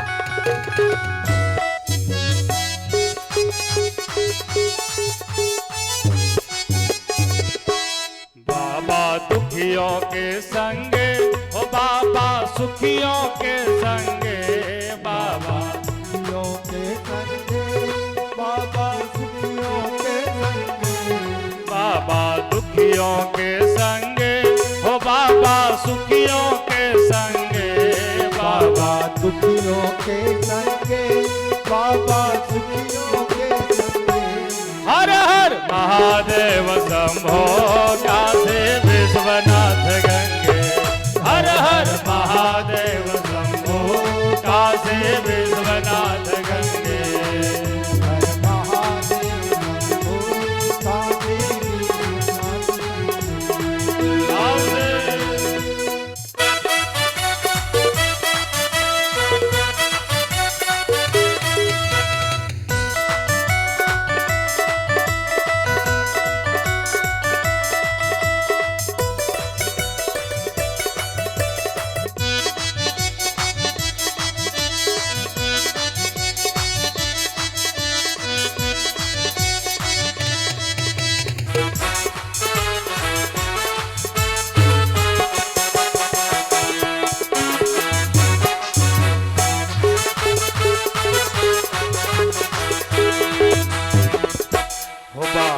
सुखियों के संगे हो बाबा दुखियों के संगे बाबा सुखियों के संगे बाबा दुखियों के संगे बाबा दुखियों के संगे हो बाबा सुखियों के संगे बाबा दुखियों के संगे बाबा सुखियों के संगे दोनों हाथ को ऊपर कीजिए प्रेम से हर हर महादेव शंभो काशी विश्वनाथ गंगे हर हर महादेव शंभो काशी विश्वनाथ गंगे हर हम बोले शंभो काशी विश्वनाथ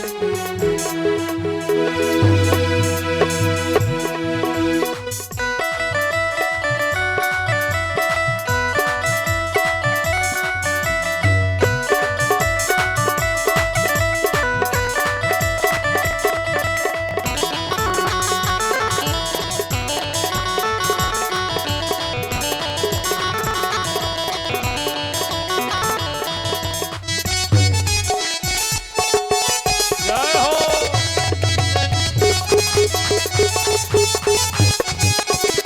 बाबा भक्तों के संगे ओ बाबा संतों के संगे बाबा भक्तों के संगे बाबा संतों के संगे बाबा भक्तों के संगे ओ बाबा संतों के संगे बाबा भक्तों के संगे बाबा संतों के संगे हर हर महादेव शंभो काशी विश्वनाथ गंगे हर हर महादेव शंभो काशी विश्वनाथ गंगे हर हर महादेव शंभो काशी विश्वनाथ गंगे हर हर महादेव शंभो काशी विश्वनाथ गंगे और काशी विश्वनाथ भगवान की जय नमः पार्वती पतये हर हर हर महादेव शंभो।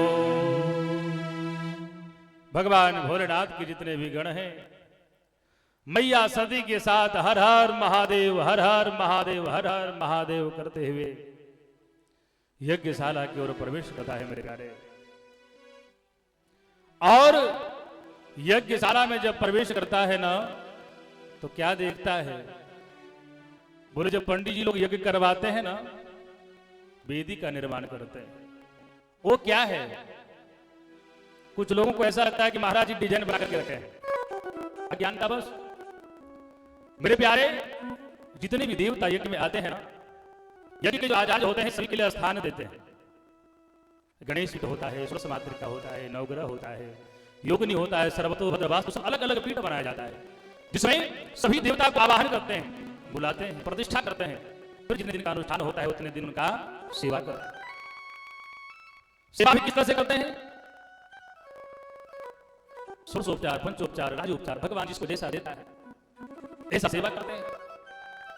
आज तो मैया सती वहां पे रहती है तो देखती है सब देवी देवता का तो स्थान है लेकिन देवादिदेव भूत भाव भूल भंडारी भगवान शंकर का कोई स्थान नहीं। मां विचार करती है कि ऐसा कौन सा पद पा लिया मेरे पिताजी ने जो पूरे जगत को कल्याण करने वाले भोलेनाथ, आखिर इनको उन्होंने अपमान किया। ये सब घोट करके पी जाती है कि चलो कोई बात नहीं है, पीता है, चलते हैं मां से मिल लेते हैं। मेरे प्यारे, कहा गया है मां है तो मां की है, और मां नहीं है ना तो बिल्कुल खर्क उपचारता ही निभाया जाता है। हर जगह ऐसा नहीं होता, लेकिन शास्त्र में जो कहा है ना वो गलत भी नहीं कहा है, कहीं ना कहीं वो कमियां दिख जाती है। प्रजापति सभी को मना करके रखा है, शिव संबंधित कोई भी यज्ञ में आता है उसको कोई सम्मान नहीं करना, कोई आदर नहीं करना। सती को जो धर्म प्रणाम किया करता था, राम नाम किया करता था, वो भी देख करके मुंह को फेर लिया।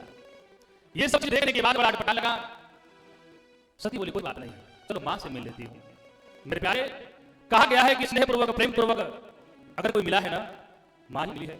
कि सादर भल ही मिली एक माता, सादर भल ही माता, सादर भल ही मिली एक माता, सादर भल ही मिली एक माता, भगनी मिली बहुत मुस्काता, भगिनी मिली बहुत मुस्काता। सादर भल ही मिली एक माता, भगिनी मिली तो बहुत मुस्काता। भगिनी आई बहन, ताना कसना प्रारंभ कर दी। अरे सती बहन आ गई, तो मैंने तो ये भी सुनी थी कि पिताजी ने निमंत्रण नहीं भेजा। कोई बात नहीं बहन आई, पिता का तो घर है। मीठा मीठा बात कर रही है, लेकिन एकदम बिल्कुल जिसको स्वीट भोजन बोलते हैं ना, ऐसी ऐसी बात कर रही है कि मन में पीड़ा हो, गिलानी हो। लेकिन मां जैसे देखती है ना, अंक में भर लेती है, गोद में ले लेती है। आओ आओ बिटिया सती, अरे तुम्हारे घर पूरा यही सुना सुना लगा था। मां सती मिलने के बाद पुनः यज्ञशाला को जाती है। बोले अब तो जाकर के क्या मुंह दिखाऊंगा भोलेनाथ से, क्या मुंह दिखाऊंगी मैं। जानते हो मेरे प्यारे, जब राम नाम इस चरित्र को गाया जाता है ना, तो सती के लिए इसमें भागवत जी में बड़ा संक्षिप्त में वर्णन किया गया है। उसमें माता की इतनी उपाधि, संग सती जगजननी भवानी, पूजे ऋषि अखिलेश्वर जानी, सती जगजननी जगदम्बा। लेकिन आज में अगर लौट कर यहां से चली गई तो भगवान भोलेनाथ क्या कहेंगे, आओ दक्ष कुमारी, दक्ष की पुत्री। ऐसा है, ये शरीर है तब तक ये संबंध है, इस शरीर को आज यही समाप्त कर देती हूं। सती ने युवा अग्नि को प्रकट करता है मेरे प्यारे, और वही अपने शरीर को जला करके भस्म कर देती है। बोले काशी विश्वनाथ भगवान की जय। अब जो ही भोलेनाथ को पता चला, भोलेनाथ को गुस्सा आता है मेरे प्यारे, सती नहीं रही तो समझ सवाल अपने जटा को फाड़ के जमीन में पड़ते हैं, उसे वीरभद्र प्रकट हो जाता है। वीरभद्र भगवान की जय। वीरभद्र महाराज बोलते हैं, महाराज की करो, क्या करें, बताओ, दक्ष के यज्ञ को विध्वंस करो। अब भगवान भोलेनाथ कितने भी करें, हर हर महादेव, हर हर महादेव, हर हर महादेव करते हुए दौड़ लगा दिया यज्ञशाला। कुछ समय ऐसा लगा, भैया इतनी ज्ञान की दुकान कहां से आ गई। यज्ञशाला में बैठ के अपना अपना विचार देना प्रारंभ कर दिया। इतनी छोटी यानी की दुकान आखिर कहां से आ रहा है। किसी ने कहा कि महाराज ये तो भोली का समय है, 7 हजारों की संख्या में गौ माता घर को आ रही होगी, इसीलिए इसमें से माधु बोले महाराज तब तक सोचते विचारते कि सब जितने भी भगवान भोलेनाथ जी हर महादेव करते यज्ञशाला में यज्ञ के आचार्य विभूति को पकड़े, उस देवता देवता जितने भी हैं सबको अंग कर दिए। बोले जब यज्ञ में ब्रह्मा विष्णु महेश को निमंत्रण नहीं मिला है तो लोग क्यों दौड़े दौड़े चले आए। यज्ञ कुंड में हर हर महादेव करके सब जो देना प्रारंभ कर दिया। गुस्से में आकर के प्रजापति दक्ष को सिर को हवन कुंड में स्वाहा कर दिया। बोले काशी विश्वनाथ भगवान की जय। अब यज्ञ की जजमान की धड़ कुंड में स्वाहा हो जाता है। सब देवता भोलेनाथ के पास जाते हैं मेरे प्यारे, हे भोलेनाथ आप तो दयालु हैं, आप ही कृपा कीजिए भोलेनाथ, उस यज्ञ को पूर्णाहुति करवाइए।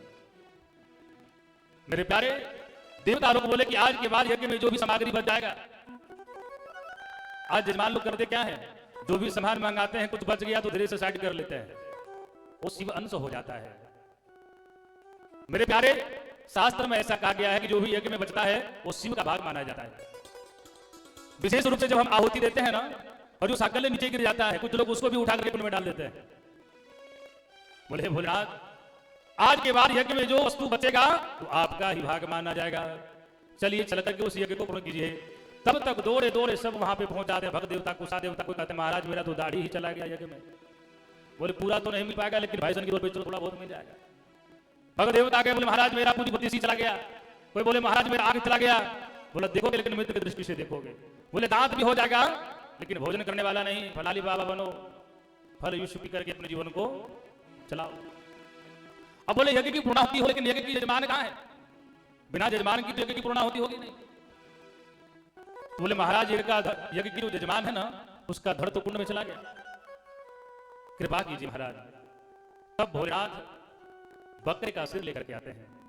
अब बकरा का सिर क्यों लगाया, यहाँ पे प्रश्न उठता है कि महाराज कोई और सिर लगा देते ला करके, बकरा का क्यों लगाए? क्योंकि दक्ष अभिमानी था और बकरा भी अभिमानी होता है। बकरा का भाषा कैसा है? मैं। और अभिमानी लोग ऐसे बोलते हैं, मैंने किया, मैंने किया, मैंने किया। मैं जो करता है ना, बोले भगवान बोले नहीं तो मेरे, इसलिए हमेशा ध्यान रखना चाहिए कि हम केवल में नहीं आवे। सिर लगाया, बकरा भगवान का स्तुति कैसा करे उसी भाषा में। आज जितने भी शिव भक्त होते हैं ना, वो शिवालय में जाते हैं तो बकरे की तरह बजाते हैं, बम बम बम बम बम बम बम, और जो ही बजाते हैं उस व्यक्ति तो मुक्त हो जाते हैं। इस तरह से बकरे की तरह जब बजाते हैं ना, तो भोलेनाथ को क्या होता है, अपने ससुर जी को याद आ जाते हैं।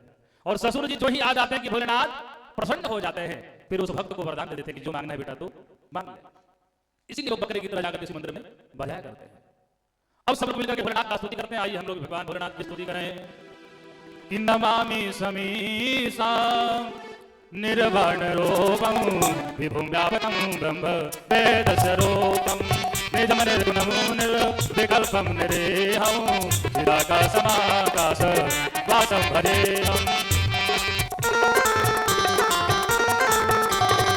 निराकार ओंकार मूलं तुरीयं निराज्ञानगोचरितं गिरीशं करालं मालं कालं कृपालं पुनाकार संसार पारं नतोऽहं तुषाराद्रिसंकाश गौरं गंभीरं मनोभूतकोटि प्रभास्रि शरीरं पुरनमौलिकल्लोलिनी चारुगंगा रसदबालबालेन्दो कंठे भुजंगा चलत्कुण्डलं दोषो नेत्रं विशालं प्रसन्नाननं नीलकण्ठं दयालं मृगाधीशचर्मं वरं मुण्डमानं प्रियं शङ्करं सर्वदातं भजामि प्रचण्डं प्रकृष्टं प्रगल्भं परेशं अखण्डं यजं बाणो कोटिप्रकाशं त्रयशूलनिर्मो गणं शूलपाणिं भजेऽहं भवानी अतिभावगं अनादिकनानकपञ्चकारि सदा संसारं तातपुरारि चिदानन्दसम्भवकोपहारि असिलकशील प्रभो मनमतारि न यावत् युमानाथ पादारविन्द भजन्ते हि लोके मां वरे वानराणां न तावत् सुखं सन्ति सर्वं तापनाशं प्रसीदतमो सर्वभूताधिवासं न जानामि योगं तपमनेव पूजा न तोऽहं सदा सर्वदा सम्पतोऽभ्यम्।